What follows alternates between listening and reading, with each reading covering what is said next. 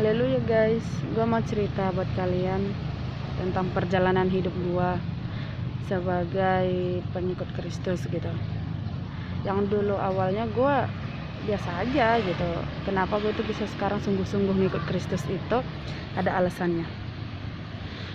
Karena gue pernah baca di suatu judul buku, karena gue hobi baca. Jadi dulu pernah gue baca buku segala sesuatu itu ada dasarnya. Jadi gue ngikut Kristus juga ada dasarnya guys. Gue mau sedikit cerita sama kalian. Dulu waktu gue belum ngikut Kristus banget, hidup gue hambar gitu aja. Maksudnya kayak orang hidup ya gue hidup gitu. Tapi nggak ada yang kayak ngikut Kristus itu enak gitu loh. Gue nggak pernah berpikir kalau ngikut Tuhan itu benar-benar enak gitu. Tapi nggak mulus gitu aja gitu.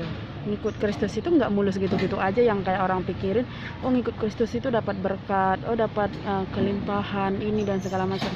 Enggak, bukan gitu gitu. Gue dulu ngikut Kristus itu yang pertama gue alamin adalah orang tua gue berpisah.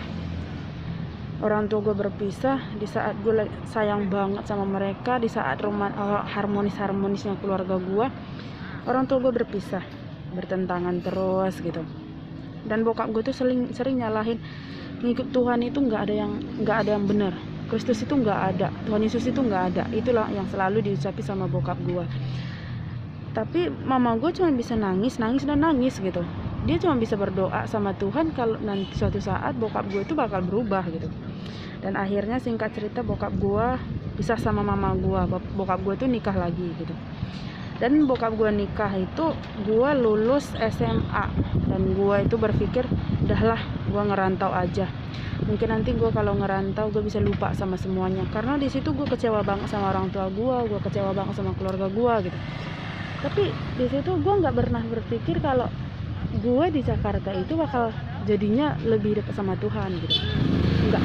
Dari dulu itu gue berpikir kayak gini. Ngikut Tuhan itu kayak gimana sih sebenarnya gitu. Gue nggak pernah tahu rasanya ngikut Kristus itu kayak gimana gitu. Kalau orang lain bilang, oh ngikut Kristus itu enak loh, ngikut Kristus itu nyaman, dikasih damai sejahtera. Dan dia bilang, orang-orang bilang gue sering nonton kesaksian gitu. Kayak gimana sih sebenarnya ngikut Tuhan itu gitu. Banyak orang berkata, oh gue disembuhkan, oh gue dapat mujizat gitu. Tapi kok gue nggak ngerasain gitu. Kenapa gue yang ngerasain hanya perpecahan dan sakit hati sama orang tua gue karena perpisahan? Kenapa Tuhan itu harus ngasih perpisahan sama keluarga gue? Kenapa dia harus ngasih cobaan kayak gini gitu? Itulah karena dulu itu gue belum tahu apa-apa gitu. Singkat cerita, gue ke Jakarta. Gue di situ belum langsung gue kenal Tuhan, enggak. Tetap gue kayak biasa, gue ngikut ibadah muda-mudi, gue ikut semuanya aktivitas gereja gitu. Tapi gue nggak pernah ngerasain damai gitu. Sampai akhirnya gue ngelampiasin semua masalah gue dengan pergaulan bebas. Maksudnya bebas ya dalam arti gue sering nongkrong sama teman-teman gue bergaulnya sama orang-orang yang nggak benar gitu. Tapi gue nggak ngerokok, apalagi megang-megang obat-obat terlarang gitu, enggak gitu. Cuman gue nongkrong sama mereka, perlahan gue nggak mau ke gereja lagi gitu. Dan singkat ceritanya, gue pernah sama ada temen gue namanya Lydia. Bukan teman sih, sebenarnya sih kakak gitu. Ada kakak rohani gue. Dia selalu nasihatin gue, Dek, kenapa harus kayak gini sekarang gitu? Kenapa nggak pernah beribadah lagi? Nah, terus aku bilang, nggak apa-apa kak, cuma lagi malas aja gitu. Itulah dulu awalnya gitu. Tapi singkat ceritanya, singkat ceritanya ada dulu kejadian sesuatu yang terjadi sama gue. Mungkin belum di segmen ini yang gue ceritain gitu. Mungkin di segmen selanjutnya gue bakal ceritain apa sebenarnya yang terjadi sama gue, kenapa gue berhenti ke gereja gitu. Akhirnya gue berhenti dulu ke gereja. Tapi pas gue ngalamin sesuatu itu, disitulah gue ngalamin pergumulan yang benar-benar dahsyat banget. Gue disitulah ngalamin sebenarnya ngikut Kristus itu kayak gimana sih sebenarnya gitu. Disitulah gue nuntut sama Tuhan. Tuhan, kamu bilang kalau aku setia dan taat, engkau pasti akan memulihkan aku. Tapi kenapa aku nggak pernah dapat pemulihan? Kenapa aku cuma dapat kesengsaraan, air mata? Kenapa nggak pernah dapat kebahagiaan gitu? Itulah awalnya dulu gue bilang sama Tuhan, itulah awalnya gue tuh nuntut sama Tuhan gitu. Dan di situ gue selalu bilang sama Tuhan, Tuhan, engkau tuh sayang gak sih sebenarnya sama aku gitu. Itulah dulu yang saat ini tuh benar-benar gue tuh ngerasain kayak kecewa banget, ngerasain yang benar-benar yang bikin gue tuh down banget gitu. Dan tapi pada saat gue ngerasain itu, disitulah gue benar-benar berdoa sama Tuhan. Gue bilang sama Tuhan, Tuhan, gue ini terakhir berdoa. Kalau emang Tuhan nggak mau ngubah hidup aku nggak mau lagi berdoa, dan aku nggak mau lagi ngikut Kristus. Aku nggak mau percaya apa-apa lagi tentang Kristus. Aku nggak mau percaya lagi tentang kekristenan. Itulah dulu awalnya gue benar-benar mau ngikut Kristus gitu. Dan gue tahu Tuhan itu memulihkan hidup gue. Sampai saatnya gue bilang sama Tuhan, gue berdoa sama Tuhan, Tuhan, aku datang dengan kerendahan hati. Engkau tahu masalahku, Engkau tahu apa yang aku alami, Engkau tahu semua yang aku alami saat ini. Tapi aku tahu Engkau juga dapat memulihkan aku. Kalau orang lain bisa Engkau pulihkan, kenapa aku nggak dipulihkan Tuhan? Aku janji kalau aku udah dipulihkan, kalau aku sudah diubahkan, aku janji tidak akan mengulangi dengan jatuh dengan lubang yang sama lagi gitu. Itulah dulu awalnya kenapa aku tuh benar-benar mau ngikut Kristus gitu. Dan singkat ceritanya, perlahan-lahan Tuhan itu kayak ngejawab doa gua gitu. Tuhan itu selalu ngadain mujizat sama gue, misalkan hal-hal kecil gitu. Aku bilang sama Tuhan, Tuhan, aku butuh seseorang untuk menemani aku, untuk mendengarkan semua keluh kesah aku gitu. Dan Tuhan ngirimin, dulu ada satu kakak namanya Kaniar. Dia tuh sekolah Alkitab. Gue nggak tahu jalan ceritanya gue kenal sama dia, gue nggak tahu dari mana awalnya.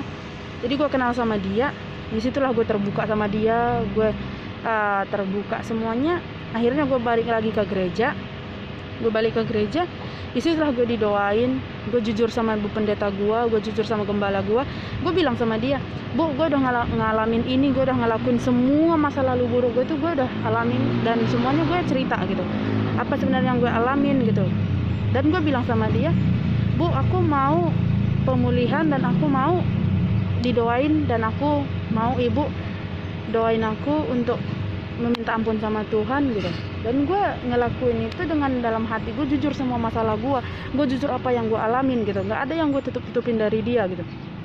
Dan ibu pendeta gue juga bilang gini sama gue, kenapa kamu bisa kayak gini nakku gitu, apa sebenarnya masalah Nduk. Jadi aku cerita semuanya dari awal sampai gue cerita semua si detail mungkin. Gue nggak ada yang gue lewatin, gue nggak ada satupun yang gue tinggalin, nggak, semua gue cerita gitu. Dan di situ gue didoain.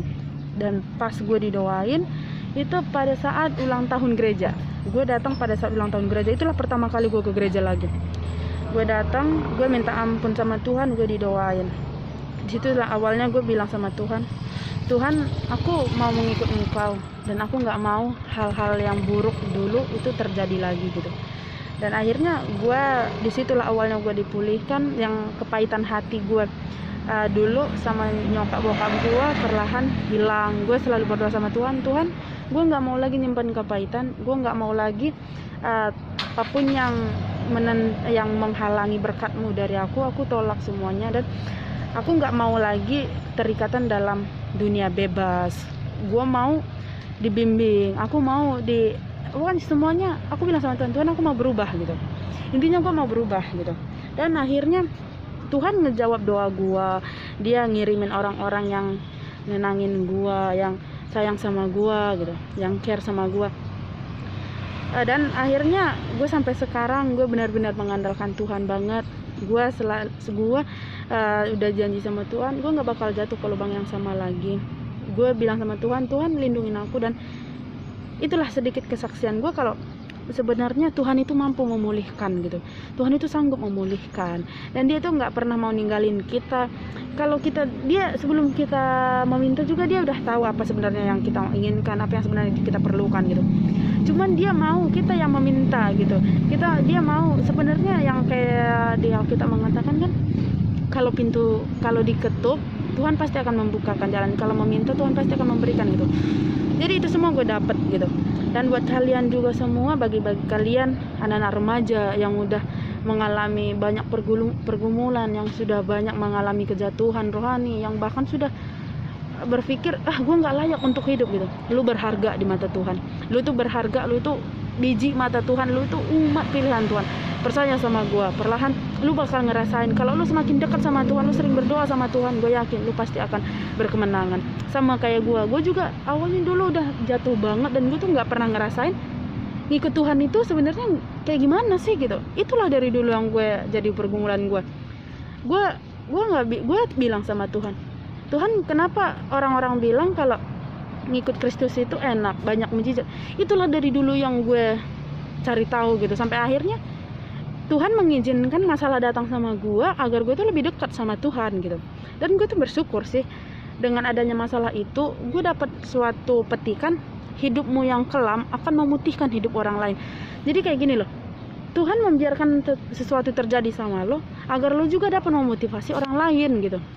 Jadi kayak lu nggak usah takut, Tuhan itu nggak bakal ngebiarin lu tinggal sendiri. Banyak pergumulan yang lu alami. Buat kalian para remaja juga, buat kalian para remaja atau anak-anak yang belum menikah, yang sudah terikat pergaulan bebas, yang keluarganya broken home, bapaknya suka mabuk-mabuk atau mamanya nggak peduli sama kalian, percaya sama gue, Tuhan itu lebih sayang sama lo. Dia nggak akan pernah ninggalin lo. Sekalipun bapak-bapak di dunia ini meninggalkan kita, Bapak kita di surga itu tidak akan pernah meninggalkan kita. Dia sayang sama kita. Tuhan menciptakan kita itu pasti punya maksud dan tujuan. Gue percaya lo semua bakal diubahkan. Ayo kita berdoa sama-sama berubah. Jadilah kebanggaan Tuhan untuk jadi garam dan terang.